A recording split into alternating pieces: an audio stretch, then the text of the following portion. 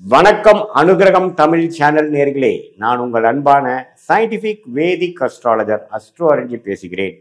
நல்லது நினைப்போம், நல்லதே நடக்கும். இப்ப பாத்தீங்கன்னா அடுத்த வரக்கூடிய 120 நாட்கள், அதாவது 4 மாதங்கள், செப்டம்பர் 1ஆம் தேதியிலிருந்து டிசம்பர் 31ஆம் தேதி 2025 வரைக்கும் என்ன ஒரு பலாபலன்கள் நிறைந்த ஒரு காலகட்டமாக துலாம் ராசிக்காரர்களுக்கு இருக்க போகிறதுங்கிறது நம்ம சயின்டிபிக் வேதிக் அஸ்ட்ராலஜி முறையில நம்ம பார்க்க போறோம். இப்ப பாத்தீங்கன்னா மாத கிரகத்தின் சஞ்சாரங்கள் சனி 6ஆம் இடத்தில், குரு 9ஆம் இடத்தில் இருக்கிறார், ராகு 5ஆம் இடத்தில், கேது 11ஆம் இடத்தில் இருக்கிறார். இது எப்படி ஒரு அமைப்புனா, ராகை குரு பார்க்கிறார். அதனால பாருங்க, உங்களுக்கு 5ஆம் இடத்துல இருக்கக்கூடிய புத்திரஸ்தானத்தில் ராகு இருந்தாலும் குருவால் பார்க்கப்படுகிறது. குழந்தைகள்னால் சில விஷயங்கள் மிக்சடான இருக்கும். சில பேர் மெனக்கிடக்கூடிய அமைப்புகள், குழந்தைகளுக்கு மெனக்கிடக்கூடிய அமைப்புகள், சில பேர் குழந்தைங்களால சில பெனிஃபிட்ஸு, அவங்களை வெளிநாடு அனுப்புறது, கொஞ்சம் அடுத்த லெவல் ஆஃப் படிப்பு விஷயத்துக்காக நம்ம கொஞ்சம் மெனக்கெடுக்கிறது, ஃபினான்ஸ் பண்ணுறது, பேங்க் லோன் போகிறது, அவங்களுக்காக நீங்கள் கொஞ்சம் அலையிறது, அதெல்லாம் கொடுக்கக்கூடிய அமைப்புகள் உண்டு. அதே சமயத்தில் குரு சனி 6ஆம் இடத்துல இருக்கிறது அருமை.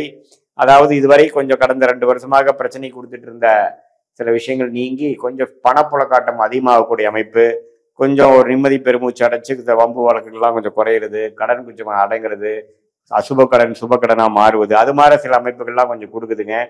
அதே சமயத்துல இதுவரை 1 வருடம் அஷ்டமத்துல போன குரு பாத்தீங்கன்னா 9ஆம் இடத்துல ராசியை பார்க்கும் பொழுது கொஞ்சம் பிரைட்டா சிலதெல்லாம் யோசிக்கிறது, கொஞ்சம் வாழ்க்கையில இதுவரை செய்த தவறுகளை மறந்து இப்ப என்ன பண்ணலாம், அடுத்து நம்ம ஜெயிக்கிறதுக்கு என்ன வழி, அதுல இருந்து மீண்டு வருவதுக்கு என்ன வழி. ஏன்னா வாழ்க்கையே பாத்தீங்கன்னா எல்லா டைமும் ஒரே மாதிரி போகிறது இல்லை, அப்ஸ் அண்ட் டவுன்ஸா போயிட்டு இருக்கிறதா லைஃப் இல்லைங்களா. அதுல அஷ்டமத்துல போன குரு அது மாதிரி இருக்கக்கூடிய அமைப்புல இப்ப குரு ராசியை பார்க்கும் பொழுது கொஞ்சம் நம்ம லாஸ்ட் டைம் என்னென்ன தப்பு பண்ணோம், எது மாதிரி இம்ப்ரூவ் பண்ணியிருக்கலாம், இன்னும் ஒரு உத்வேகமாக கொஞ்சம் திட்டம் போடுறது, ஒரு பிளான் போடுறது, ஒரு ஸ்கெடியூல் போடுறது, அது மாதிரி சில விஷயங்கள்லாம் செய்து அது மூலமா வாழ்க்கையில ஜெயிக்கலாங்கிறதுக்காக ஒரு உத்வேகம், ஒரு மோட்டிவேஷன் கிடைக்கக்கூடிய காலகட்டம் வந்துருச்சு. அது செப்டம்பரும் கண்டினியூ ஆகும், அக்டோபர் நவம்பரும் கண்டினியூ ஆகக்கூடிய அமைப்புகள் இருக்கு.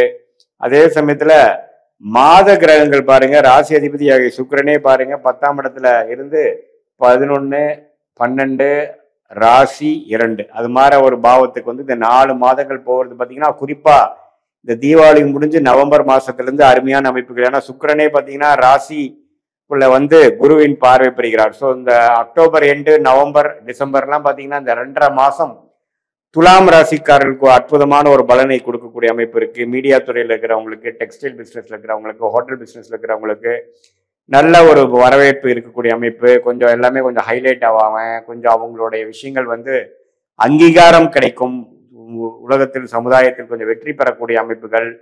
அதே சமயத்தில் அவங்க சில முயற்சிகள் இதுவரை செய்யறது டக்குன்னு செய்யக்கூடிய அமைப்புகள், ஒரு புதுசா ஸ்டார்ட் பண்றது ஏதோ ஒரு விஷயம், அதெல்லாம் கிடைக்கக்கூடிய அமைப்பு இருக்கு. அதே மாதிரி ராஜோகாதிபதி புதனும் பார்த்தீங்கன்னா ஓரளவுக்கு நல்ல அமைப்புல இருக்கிறதுனால நல்ல ஒரு பணம், இதுவரை வரக்கூடிய பணங்களோட இப்போ வரக்கூடிய பணப்புழக்காட்டம் அதிகம், நிதி நிலைமை கொஞ்சம் அதிகமாகிறது, கேஷ் ஃப்ளோ இம்ப்ரூவ் ஆகுறது, நம்ம எதிர்பார்க்க பண வரவு வருவது, குடுக்கல் வாங்கல இதுவரைக்கும் இருந்த பிரச்சனைகள் தீர்வது, அது மாதிரி நல்ல விஷயங்கள் இருக்கு. செவ்வாய் பார்த்தீங்கன்னா 12ஆம் இடத்துலயே இருந்து சில பிரச்சனைகள் கொடுத்துட்டு இருந்தவர் இப்போ லக்ன ராசிக்குள்ள 2ஆம் இடத்துல 3ஆம் இடத்துல வரும்பொழுது இந்த இடம் பூமி சம்மந்தப்பட்டது, இந்த ரியல் எஸ்டேட்ல சில விஷயங்கள் சாதிக்கிறது. அதே சமயத்துல மெடிக்கல் துறையில் இருக்கிறவங்களுக்குலாம் கொஞ்சம் நல்ல அமைப்புகள் உண்டு.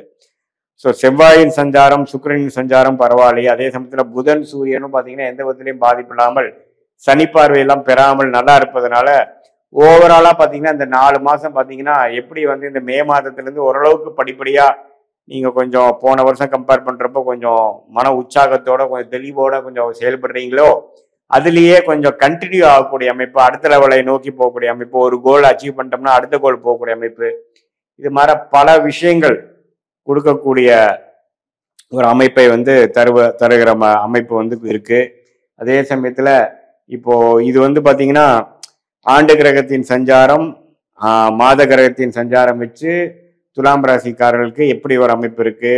துலாம் ராசிக்காரங்களே பார்த்தீங்கன்னா கொஞ்சம் பிஸ்னஸ் மைண்டடு, கொஞ்சம் கலை உணர்வு உள்ளவங்க. அவங்க எது மாதிரி திட்டங்கள் போடுறாங்க, அவங்க போட்ட திட்டங்கள் எப்போ ஜெயிக்குது, எது மாதிரி விஷயங்கள் வருகிறது, அவங்களுடைய வாழ்க்கை பயணம் எப்படி திரும்புதுங்கிறதெல்லாம் நம்ம ஒண்ணுமே துல்லியமா பார்க்கும் பொழுது உங்களுடைய ஜென்ம ஜாதகத்துல தசாபுக்திகள் எப்படி போயிட்டு இருக்கிறது, எந்த நேரத்தில் பிறந்தீங்க, எந்த தேதியில பிறந்தீங்க, எந்த ஊர்ல பிறந்தீங்க வச்சு உங்க ஜாதகம் போட்டு அதுல வரக்கூடிய லக்னம் என்ன தசாபுக்திகள் போயிட்டு இருக்கு, அந்த தசாபுக்தி வந்து உங்க லக்னத்துக்கு எத்தகைய ஒரு அமைப்புகளாக இருக்கிறது, நல்ல ஒரு ஆரோக்கியமான தசைகள் போய் கொண்டிருக்கிறதா, வர வேண்டிய தசை போய் கொண்டிருக்கிறதா, அல்லது வரக்கூடாத தசைகள் போய் கொண்டிருக்கிறதா, எல்லாம் நீங்க கொஞ்சம் ஓரளவுக்கு ஆராய்ந்து பார்க்கும் பொழுது ஒரு அருமையான ஒரு அமைப்பு வந்து கண்டிப்பா வந்து உங்களுடைய அடுத்த வரக்கூடிய ஷார்ட் டேர்ம் லாங் டேர்ம்லாம் எப்படி இருக்கு, எது மாதிரி டைரக்ஷன்ல போறது நல்லது, எது மாதிரி திட்டங்கள் வந்து எது மாதிரி டைம்ல நம்ம செய்யறது நல்லதுங்கிறதெல்லாம் ஓரளவுக்கு புரிஞ்சு அது போல நாம செயல்படும் பொழுது நல்ல ஒரு growth, நல்ல தேவையற்ற சமய விரயங்கள், தேவையற்ற பொருள் விரயங்கள்லாம் தவிர்த்து நம்ம சயின்டிபிக் வேதிக் அஸ்ட்ராலஜி முறையில எது மாதிரி விஷயங்கள் ஆண்டு கிரகம், மாத கிரகங்கள், கோச்சார் அமைப்பு, உங்களுடைய துல்லியமான ஜாதகம் மூலமா வரக்கூடிய தசாபுக் அமைப்பு ரெண்டையும் மிக்ஸ் பண்ணி பார்க்கும் பொழுது அடுத்த வரக்கூடிய தசாபுக்திகள், அடுத்த வரக்கூடிய காலகட்டங்கள்ல நம்ம என்ன மாதிரி விஷயங்கள் காத்து இருக்கிறது, அது மூலமாக எந்த டைரக்ஷன்ல நம்ம போனா நம்ம ஈஸியா நம்ம ஜெயிக்கலாம், எது நமக்கு வந்து பிராப்தமாக இருக்கிறது, எது மாதிரி விஷயங்கள் நமக்கு பிராப்தமா இல்லை. இந்த செப்டம்பர், அக்டோபர், நவம்பர், டிசம்பர்ல பாத்தீங்கன்னா குறிப்பா இந்த செப்டம்பர் மாதம் முடிஞ்சதுக்கு அப்புறம் அக்டோபர், நவம்பர், டிசம்பர் மாதம் வந்து அந்த குருவின் பார்வை ராசி அதிபதி மேல விழுகிறதுனால ஒரு நல்ல மேஜிக் மாதிரி சில விஷயங்கள் நடக்குதுன்னு நம்ம பார்த்தோம் இல்லைங்களா. அது மாதிரி டைம்ல எல்லாம் நீங்க வந்து சில காரியங்கள் எடுத்து நடத்தும் பொழுது டக்குன்னு சில விஷயங்கள் வெற்றி பெற்று அடுத்த லெவல் ஆஃப் படிநிலையில வாழ்க்கையில நீங்க போய் நம்ம வந்து இவ்வளவு தூரம் சிரமப்பட்டு வந்ததுக்கு நமக்கு ஒரு ப்ரோக்ரஸ் கிடைச்சது, ஒரு அடுத்த படிநிலை வாழ்க்கையில நம்ம போகக்கூடிய அமைப்புக்கு இந்த காலகட்டம் நமக்கு உதவுச்சு அப்படிங்கிற மாதிரி ஒரு அமைப்பை கொடுக்கக்கூடிய ஒரு அற்புதமான ஒரு 4 மாதமாக 120 நாட்களாக இருக்கிறது. இப்ப பாருங்க, இந்த மே மாதத்துக்கு அப்புறமே வந்து இந்த குரு பயிற்சியினால குரு வந்து ராசியை பார்ப்பது இதுவரை போன வருடம்லாம் ஃபுல்லா இருந்த அந்த கிளாரிட்டி இல்லாத ஒரு அமைப்பு, கிணத்தில் போட்ட கல் போல் இருக்கக்கூடிய சில விஷயங்கள்லாம் கொஞ்சம் ஃபாஸ்டா நடந்து நம்ம எண்ணம் எப்படி நினைக்கிறோமோ அதே மாதிரி சிலதெல்லாம் செய்யக்கூடிய அமைப்புகள், கான்டாக்ட்ஸ் எல்லாம் வந்துட்டு இருக்கு இல்லைங்களா. அது தொடர்ந்து இப்போ செப்டம்பர் மாதத்திலிருந்து அது வரக்கூடிய அமைப்புகள் கண்டிப்பாக உண்டு.